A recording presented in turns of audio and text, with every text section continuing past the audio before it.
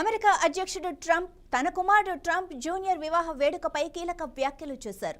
ఇరాన్తో ఉద్రిక్తతలు, భద్రతాపరమైన ఆందోళనల నేపథ్యంలో తాను ఆ వివాహానికి హాజరయ్యే అవకాశంపై అనిశ్చితి ఉందని పేర్కొన్నారు. అంతేకాదు, హాజరైనా లేకపోయినా తప్పుడు వార్తలతో తనపై విమర్శలు వస్తాయని చమత్కరించారు.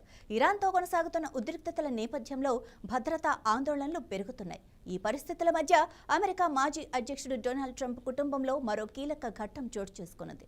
ఆయన కుమారుడు డొనాల్డ్ ట్రంప్ జూనియర్ వివాహం బహమాస్లో సన్నిహితుల మధ్య మాత్రమే సింపుల్గా జరగనుందని సమాచారం.